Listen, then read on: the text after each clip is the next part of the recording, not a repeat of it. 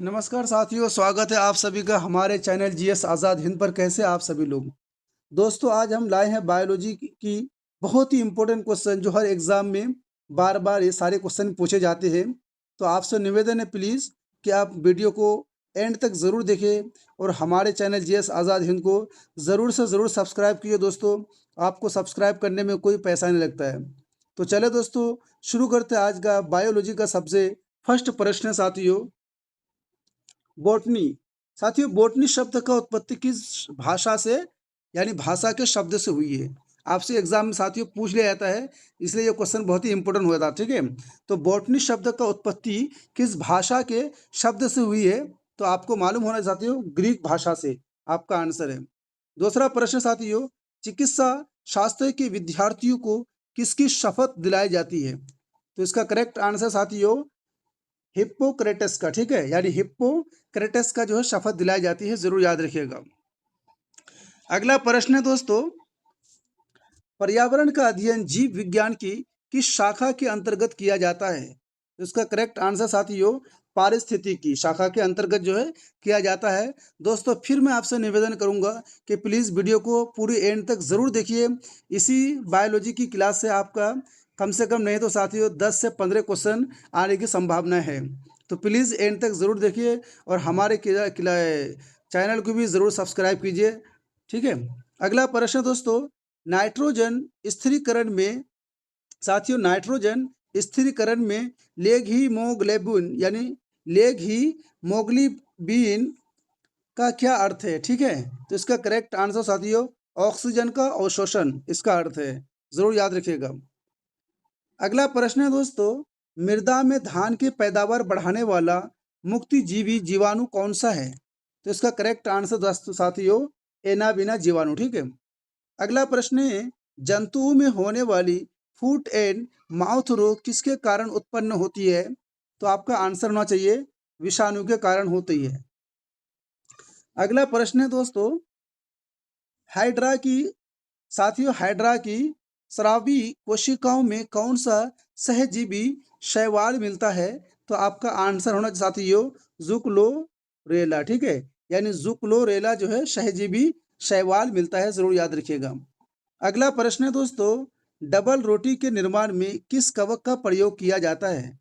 तो इसका correct answer होगा साथियों सैक्रोमाइसेस का। ठीक है, यानी सैक्रोमाइसेस का प्रयोग किया जाता है डबल रोटी के निर्माण में।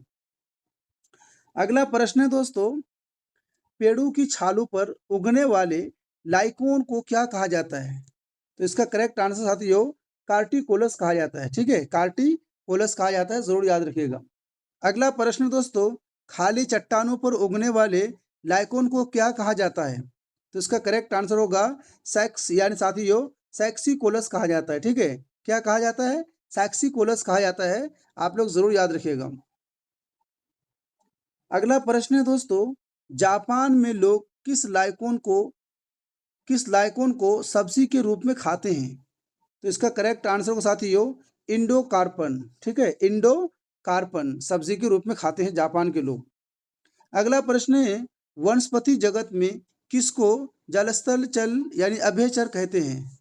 इसका आंसर दोस्तों ब्रायोफाइटा को कहते हैं। ठीक है, अगला प्रश्न है दोस्तों, किस वर्ग के पौधों में बीज बनते हैं परंतु बीज नग्न रूप में पौधे पर लगे रहते हैं? तो इसका करेक्ट आंसर होगा साथियों जिम्नोस्पर्म। ठीक है, जिम्नोस्पर्म। अगला प्रश्न है, दमा एवं खांसी के रोगों में काम आने वाली औषधि एफी यानी एफेड्रीन किस से प्राप्त की जाती है? तो इसका करेक्ट आंसर होगा दोस्तों एफेड्रा से प्राप्त की जाती है। ठीक है, अगला प्रश्न है दोस्तों 15वां प्रश्न है, किसी एक की खेती पौधा का प्रतिरोपण करके जाती है? तो इसका करेक्ट आंसर है प्याज, यानी प्याज का साथियों पौधों का प्रतिरोपण करके की जाती है, जरूर याद रखिएगा। अगला प्रश्न साथियों, नाशपाती का कौन सा भाग खाया जाता है? नाशपाती का कौन सा भाग खाया जाता है? आपका आंसर है गूदेदार पुष्पासन को खाया जाता है। ठीक है, गूदेदार पुष्पासन को जो खाया जाता है नाशपाती का भाग। अगला प्रश्न है दोस्तों, किस पौधे में बीज होता है लेकिन फल नहीं होता है? यह भी आपके लिए इंपॉर्टेंट हो जाता है। तो इसका करेक्ट आंसर साथियों साइकस, यानी साइकस पौधे में जो है बीज तो होता है लेकिन फल नहीं होता है, जरूर याद रखिएगा। अगला प्रश्न दोस्तों, सामान्यतः अंकुरण के लिए किसकी आवश्यकता नहीं होती है? तो इसका करेक्ट आंसर है प्रकाश की आवश्यकता नहीं होती है। अगला प्रश्न है दोस्तों, यानी सजीव परजक, ठीक है, यानी विवी पेरस अंकुरण किसमें पाया जाता है? तो आपका आंसर होना साथियों राइजोफोरा में पाया जाता है। अगला प्रश्न है, किस चीज को अधिक खाने से ही केवल पृथ्वी की अधिक जनसंख्या का भरण पोषण हो सकता है? तो इसका करेक्ट आंसर साथियों वनस्पति उत्पाद, ठीक है, वनस्पति उत्पाद। 21वां प्रश्न है दोस्तों, तेल बीज वाली फसल किससे संबंधित होती है? तेल बीज वाली फसल जो है किससे संबंधित होती है? तो आपका आंसर साथियों क्रूसीफेरी, ठीक है, यानी क्रूसीफेरी से संबंधित होती है। अगला प्रश्न है दोस्तों, एट्रोपा यानी एट्रोपा बेलाडोना के किस भाग से बेलाडोना औषधि प्राप्त की जाती है? तो इसका करेक्ट आंसर साथियों पत्तियों से की जाती है, ठीक है, जो पत्ते होते हैं उससे की जाती है। अगला प्रश्न है दोस्तों, एफेड्रा पौधे का कौन सा भाग एफेड्रीन औषधि उत्पन्न करता है? तो इसका करेक्ट आंसर हो साथियों तना। दोस्तों और साथियों, ये क्लास बहुत ही इंपॉर्टेंट है, प्लीज जरूर एंड तक देखिएगा, ठीक है, और क्या कहते हैं कि हमारे चैनल की भी जरूर आप लोग सब्सक्राइब कीजिएगा। अगला प्रश्न है दोस्तों, पुष्प की यानी फूल की सूखी गई कलियों का प्रयोग मसाले के रूप में किया जाता है? तो इसका करेक्ट है साथियों लौंग में, ठीक है, जो लौंग होता है फूल, वो जो है क्या कहते हैं साथियों कि मसाले के रूप में प्रयोग किया जाता है, ठीक है। अगला प्रश्न है दोस्तों, फूल गोभी के पौधे का कौन सा भाग खाया जाता है? तो इसका करेक्ट आंसर साथियों पुष्पक्रम, ठीक है। अगला प्रश्न है, हल्दी चूर्ण यानी हल्दी चूर्ण टर्मेरिक पौधे की किस भाग से प्राप्त होता है? हल्दी जो दोस्तों हल्दी चूर्ण टर्मेरिक पौधे की किस भाग से प्राप्त होता है? तो आपका आंसर होना साथियों शुष्क प्रकंद से, ठीक है। अगला प्रश्न दोस्तों 27वां प्रश्न है, सामान्य प्रयोग में आने वाला मसाला लौंग कहाँ से प्राप्त होता है? तो इसका करेक्ट आंसर दोस्तों फूल की कली से होता है। अगला प्रश्न है, किस फसल में एजोला एनाबिना जैव उर्वरक का प्रयोग किया जाता है? तो इसका करेक्ट आंसर है चावल। अगला प्रश्न है दोस्तों, चिलगोजा यानी चिलगोजा निम्न में से किस एक प्रजाति के बीज में प्राप्त होता है? तो इसका करेक्ट आंसर साथियों पाइन, ठीक है, यानी चिलगोजा निम्न में से किस एक प्रजाति के बीज में प्राप्त होता है? तो आपका आंसर होना चाहिए पाइन। अगला प्रश्न है, पौधों की वृद्धि के लिए कितने आवश्यक तत्वों की जरूरत होती है? तो आंसर है साथियों 16। 31वां प्रश्न है दोस्तों, धान का खैरा रोग या लघुपत रोग किस तत्व की कमी से होता है? तो इसका करेक्ट आंसर होगा जस्ता के कारण होता है।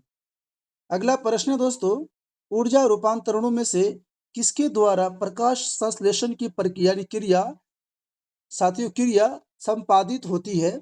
इसका करेक्ट आंसर है प्रकाश रासायनिक ऊर्जा। 33वां प्रश्न है दोस्तों, प्रकाश संश्लेषण में हरे पौधों द्वारा कौन सी गैस छोड़ी जाती है? तो आपका आंसर होना चाहिए साथियों ऑक्सीजन छोड़ी जाती है। अगला प्रश्न दोस्तों, किस पादप हार्मोन के छिड़काव से अनिषेक यानी अनिषेक फल प्राप्त किया जा सकते हैं? तो इसका करेक्ट साथियों ऑक्सीकन, ठीक है नी, ऑक्सी ऑक्सीन से आपका आंसर होगा ऑक्सीन। अगला प्रश्न दोस्तों 35 हुआ, प्रकाश साथियों प्रकाश अनुवर्ती संचलन किसके द्वारा नियंत्रित किया जाता है? तो आपका आंसर होना चाहिए ऑक्सीन, ठीक है। अगला प्रश्न दोस्तों, पादप विरुद्धि अनुपान यानी पादप पादप विरुद्धि अनुमापन के साथ किस भारतीय वैज्ञानिक का नाम जुड़ा है? साथियों ये भी इंपॉर्टेंट हो जाता है, प्लीज जरूर नोट डाउन कीजिएगा। तो इसका करेक्ट आंसर है जेसी बोस, ठीक है। अगला प्रश्न है दोस्तों, किस पेड़ को अपनी वृद्धि के लिए सर्वाधिक मात्रा में जल की आवश्यकता होती है? तो इसका करेक्ट आंसर साथियों युक यानी यूकलिप्टस, ठीक है, यानी यूकलिप्टस को जो है बहुत ही ज़्यादा मात्रा में पानी की आवश्यकता होती है। अगला प्रश्न दोस्तों, पेड़ों की पत्तियों में पाया जाने वाला हरा पदार्थ क्या कहलाता है? तो इसका करेक्ट आंसर है क्लोरोफिल कहलाया जाता है। ठीक है। 39वां प्रश्न दोस्तों, हरित बाली रोग किस फसल से संबंधित है? यह भी आपके लिए इम्पोर्टेंट हो जाता है, प्लीज जरूर नोट डाउन कीजिएगा। हरित बाली रोग किस फसल से संबंधित है? तो आपका आंसर होना चाहिए बाजरा से संबंधित है। अगला प्रश्न है, टिक्का रोग किस फसल से संबंधित है? तो आपका आंसर होना साथियों मूंगफली से। अगला प्रश्न है, चाय में लाल रस रोग किसके कारण होता है? तो आपका आंसर होना साथियों हरे शैवाल के कारण होता है। 42वां प्रश्न दोस्तों, फसलों पर आक्रमण करने की कीट की प्रायः कौन सी अवस्था अधिक हानि पहुंचाती है? तो आपका आंसर होना चाहिए कैटरपिलर। ठीक है, यानी कैटरपिलर। अगला प्रश्न है, कौन सा जीवित उत्तक उत्तक उच्च वर्गीय पौधों में जैव पोषक वाहक का कार्य करता है? आपका आंसर हो साथियों फ्लोएम। ठीक है। 44वां प्रश्न है दोस्तों, पादपों में जल तथा खनिज लवणों का संचालन किसके द्वारा होता है? तो आपका आंसर होना चाहिए जाइलम के द्वारा होता है। अगला प्रश्न है, एक वृक्ष की आयु का पता किसके द्वारा लगाया जा सकता है? तो इसका करेक्ट आंसर होगा वार्षिक वलियों की गिनती करके। अगला प्रश्न है दोस्तों, संवहनी पौधों में पानी ऊपर किससे जाता है? तो इसका करेक्ट आंसर होगा जाइलम टिश्यू से। अगला प्रश्न है दोस्तों, 47वां प्रश्न है, जिन यानी जिन शब्द का प्रतिपादन किसने किया? तो इसका करेक्ट आंसर है जो हानसन ने किया है। ठीक है, जो हानसन ने जो है जिन शब्द का प्रतिपादन किया है। अगला प्रश्न दोस्तों, बारबोरा। ठीक है, बार बैरा मैकलटॉन किस पौधे पर कार्य के लिए प्रसिद्ध है? तो इसका करेक्ट आंसर है मक्का। ठीक है, यानी बार बैरा मैकलिन यानी मैकलिन टॉक किस पौधे पर कार्य के लिए प्रसिद्ध है? तो आपका आंसर होना चाहिए मक्का के लिए प्रसिद्ध है। अगला प्रश्न दोस्तों 49वां, सन 1959 में कृत्रिम रूप से डीएनए को संश्लेषित करते हैं यानी करने के लिए नोबेल पुरस्कार किसका मिला था यानी किसको मिला था? ठीक है, तो इसका करेक्ट आंसर थी कार्नबर्ग को मिला था। अगला प्रश्न है, किसके द्वारा आनुवंशिकता के विज्ञान को आनुवंशिकी का कहा गया है? तो इसका करेक्ट आंसर है वाटसन को कहा गया है। अगला प्रश्न दोस्तों, सेन नाम किस जीव वैज्ञानिक ने सर्वप्रथम दिया था? तो इसका करेक्ट आंसर है रॉबर्ट हुक ने दिया था। साथियों ये भी क्वेश्चन इंपॉर्टेंट है, प्लीज जरूर आप लोग याद रखिएगा। अगला प्रश्न है, कौन सी रचना जंतु कोशिका को वनस्पति कोशिका से यानी विभेदित करती है? इसका करेक्ट आंसर साथियों सेंट्रियोल। ठीक है। 53वां प्रश्न दोस्तों, कोशिका में राइबोसोम की अनुपस्थिति में निम्न में से कौन सा कार्य संपादित नहीं होगा? तो इसका करेक्ट आंसर साथियों प्रोटीन संश्लेषण। अगला प्रश्न है, यदि माइटोकॉन्ड्रिया काम करना बंद कर दे तो कोशिका में कौन सा कार्य नहीं पाएगा? तो इसका करेक्ट आंसर साथियों भोजन का ऑक्सीकरण। 56 यानी 55वां प्रश्न दोस्तों, कोशिका का ऊर्जा गृह यानी पावर हाउस किसको कहा जाता है? तो इसका करेक्ट आंसर साथियों माइटोकॉन्ड्रिया को कहा जाता है। अगला प्रश्न दोस्तों, किसकी उपस्थिति के कारण किसी पादप कोशिका और पशु कोशिका में अंतर पाया जाता है? इसका करेक्ट आंसर है कोशिका भित्ति।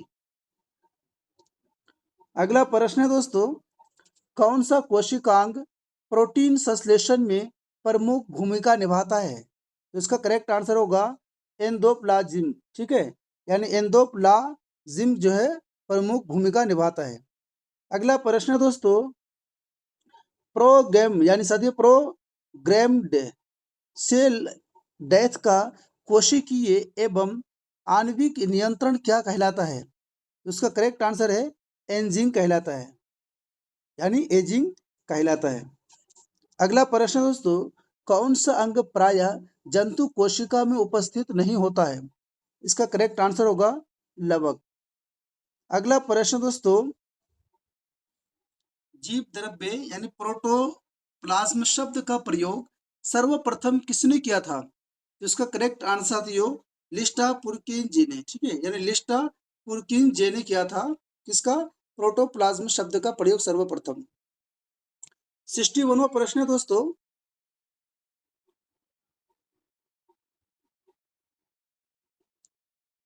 जीव द्रव्य जीवन का भौतिक आधार है, ये किसका कथन है? तो इसका करेक्ट आंसर दोस्तों हक्सेल का, ठीक है, यानी हक्सले का कथन है ये। अगला प्रश्न है, डीएनए के साथ डीएनए के द्विहेलिक्स प्रारूप को पहली बार किसने प्रस्तावित किया था? तो इसका करेक्ट आंसर साथियों वाटसन तथा क्रिक ने किया था, ठीक है। अगला प्रश्न था साथियों, न्यूक्लियस की खोज सर्वप्रथम किसने की थी? तो इसका करेक्ट आंसर है ब्राउन ने की थी। साथ ही इस टाइप के क्वेश्चन बहुत ही एग्जाम में आते हैं, ठीक है, तो आप लोग जरूर याद रखिएगा। अगला प्रश्न दोस्तों, कोशिकीय व आणविक जीव विज्ञान केंद्र कहाँ स्थित है? इसका करेक्ट आंसर है हैदराबाद। साथ ही इस टाइप के क्वेश्चन बहुत ही एग्जाम में पूछे जाते हैं, तो प्लीज आपसे निवेदन है कि ये सब क्वेश्चन जो है दिमाग में घुसा लीजिए और क्या कहते हैं कि खूब कॉपी में नोट डाउन करते रहिए, और हमारे चैनल जीएस आजाद हिंद को भी प्लीज जरूर से जरूर सब्सक्राइब कीजिए आप लोग। अगला प्रश्न दोस्तों, पारिस्थितिकी शब्द का सर्वप्रथम प्रतिपादित करने का श्रेय किसे कहा जाता है, यानी किसको जाता है? तो इसका करेक्ट आंसर होगा रिटर को मतलब दिया जाता है, ठीक है। अगला प्रश्न है, मुख्यतः यानी मैंग्रोव वाले ज्वारीय वन कहाँ पाए जाते हैं? तो इसका करेक्ट आंसर है सुंदरबन डेल्टा। यानी साथियों ये मैंग्रोव है, थोड़ा सा टाइपिंग मिस्टेक है, इसके लिए क्षमा प्रदान करें। अगला प्रश्न है दोस्तों, यदि संसार के सभी पौधे मर जाए तो किसकी कमी के कारण सभी जंतु मर जाएंगे? तो इसका करेक्ट आंसर साथियों ऑक्सीजन। अगर साथियों पेड़ पौधे नहीं रहेंगे तो हमें ऑक्सीजन नहीं मिलेगा, जिसकी वजह से सारे जीव जंतु मर जाएंगे। अगला प्रश्न है, खाद्य श्रृंखला से अभिप्राय है इनमें से किसके द्वारा ऊर्जा अंतरण है? तो इसका करेक्ट आंसर साथियों एक जीव से दूसरे जीव के।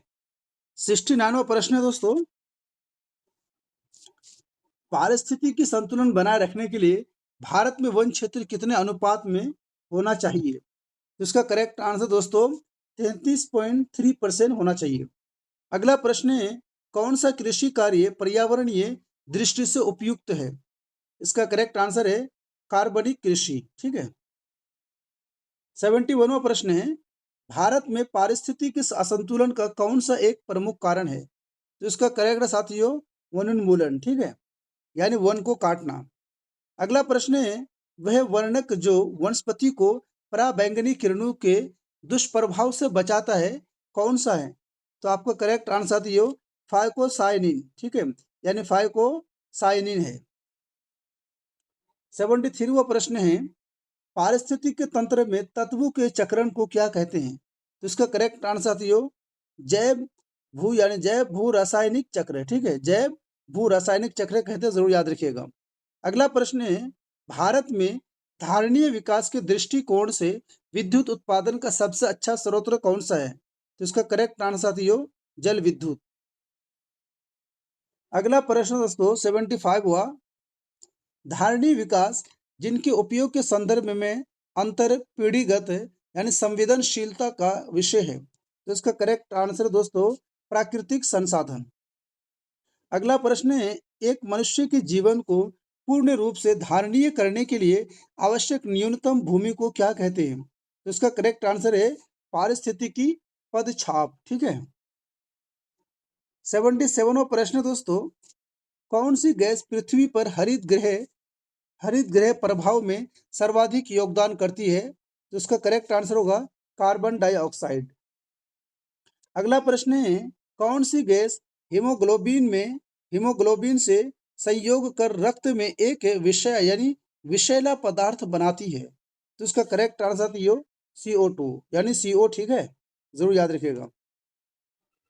कार्बन मोनोऑक्साइड, ठीक है, CO यानी कार्बन मोनोऑक्साइड।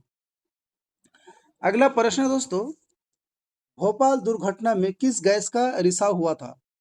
तो इसका करेक्ट आंसर होगा साथियों मिथाइल आइसोसाइनेट का, ठीक है, यानी मिथाइल आइसोसाइनेट का जो है रिसाव हुआ था। 80वां प्रश्न है दोस्तों, किस वायु प्रदूषण के कारण मनुष्य में तंत्रिका तंत्र संबंधी रोग पैदा होता है? तो इसका करेक्ट आंसर है सीसा। 81वां प्रश्न दोस्तों, ऊर्जा के किस रूप में प्रदूषण की समस्या नहीं होती है? तो इसका करेक्ट आंसर है सौर ऊर्जा। अगला प्रश्न है, वायुमंडल में वायुमंडल में जिस ओजोन छिद्र का पता लगाया गया है वो कहाँ स्थित है? तो आपका आंसर होगा दोस्तों अंटार्कटिका के ऊपर। अगला प्रश्न है दोस्तों, प्रदूषकों के रूप में फिनोलिक्स को गंदे पानी से किसका प्रयोग करके निकाला जा सकता है? तो इसका करेक्ट आंसर है बहुलक अधिशोषक, ठीक है, बहुलक अधिशोषक के प्रयोग करके निकाला जा सकता है। अगला प्रश्न है, सबसे खराब वायु प्रदूषण उत्पन्न करने वाला पदार्थ कौन सा है? तो इसका करेक्ट आंसर दोस्तों कार्बन डाइऑक्साइड, ठीक है, जरूर याद रखिएगा आप लोग। ये पूरी क्लास जो है बहुत ही इंपॉर्टेंट है। और दोस्तों और साथियों, हमारे चैनल जीएस आज़ाद हिंद को भी ज़रूर सब्सक्राइब कीजिए और दोस्तों तक भी इस वीडियो को शेयर करें, ताकि जिन बच्चों के पास किताबें नहीं पढ़ने के लिए वो हमारी वीडियो देखकर कम से कम वो अपनी तैयारी को बेहतर बना सके। अगला प्रश्न दोस्तों, भूमिगत जल के प्रवाह के साथ नीचे की ओर बहने वाले प्रदूषकों को क्या कहते हैं? तो इसका करेक्ट आंसर साथियों निक्षालक, ठीक है, निक्षालक कहते हैं। अगला प्रश्न है, अस्थितियों को अस्थितियों का अध्ययन विज्ञान की किस शाखा के अंतर्गत किया जाता है?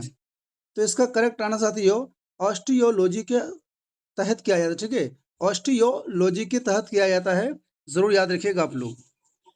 87वां प्रश्न दोस्तों, पहली ओंटोलॉजी के अंतर्गत किसका अध्ययन किया जाता है? तो इसका करेक्ट आंसर हो जीवाश्म के अध्ययन किया जाता है। अगला प्रश्न है, विज्ञान की शाखा न्यूरोलॉजी से कौन सा अंग का अध्ययन किया जाता है? तो इसका करेक्ट आंसर साथियों स्नायु तंत्र, ठीक है। अगला प्रश्न दोस्तों, टिश्यू कल्चर का अध्ययन किसके लिए उपयोगी है? तो इसका करेक्ट आंसर होगा आनुवंशिकी के लिए, ठीक है। 90वां प्रश्न है दोस्तों, रक्त में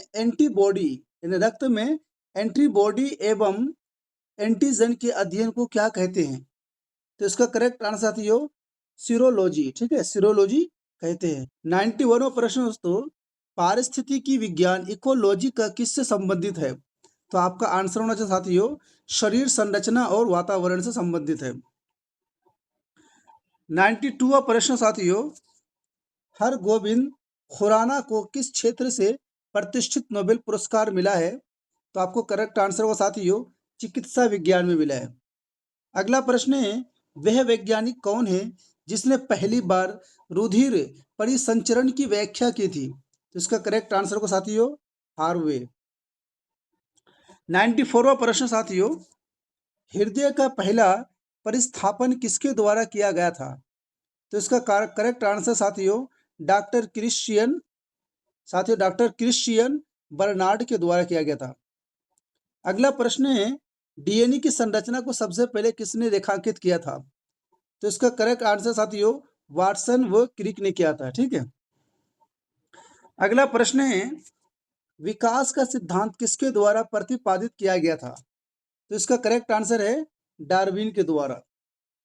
अगला प्रश्न है साथियों 97वां, किसके द्वारा आनुवांशिकता के विज्ञान को आनुवंशिकी जेनेटिक्स कहा गया है? तो इसका करेक्ट आंसर साथियों वाटसन। 98वां प्रश्न दोस्तों, किस वैज्ञानिक ने खोज की थी कि मलेरिया मच्छरों द्वारा होता है? साथियों ये भी इंपॉर्टेंट है, प्लीज जरूर याद रखिएगा। तो इसका करेक्ट आंसर है रोनाल्डो रॉस ने किया था। अगला प्रश्न है, हिस्टोलॉजी शब्द का सर्वप्रथम प्रयोग किसने किया था? तो इसका करेक्ट आंसर होगा मेयर ने किया था। हमारा लास्ट प्रश्न दोस्तों आज की क्लास का, प्लीज़ आपसे निवेदन है कि हमारी क्लास को ज़रूर शेयर कीजिएगा और सब्सक्राइब भी कीजिए। अगर आपको हमारे क्लास का पीडीएफ चाहिए तो वीडियो के डिस्क्रिप्शन में टेलीग्राम लिंक दिया हुआ है, आप वहाँ जा कर के फ्री में पीडीएफ को प्राप्त कर सकते हैं। तो चलो दोस्तों, आज का लास्ट प्रश्न है, किस प्रकार के उत्तक शरीर की सुरक्षा कवच का कार्य करते हैं? तो इसका करेक्ट आंसर साथियों एपिथीलियमी, ठीक है, यानी एपिथीलियमी उत्तक, ठीक है, जरूर याद रखिएगा। तो दोस्तों ठीक है, मिलते हैं नेक्स्ट वीडियो में। जब तक के लिए आप लोग पढ़ते रहिए, मेहनत करते रहिए, संघर्ष करते रहिए, यकीन जाने आपको ज़रूर कामयाबी मिलेगी। अगर हमारी वीडियो अच्छी लगी साथियों तो ज़रूर हमें कमेंट बॉक्स में अपनी राय बताएं। ठीक है साथियों, बहुत बहुत धन्यवाद।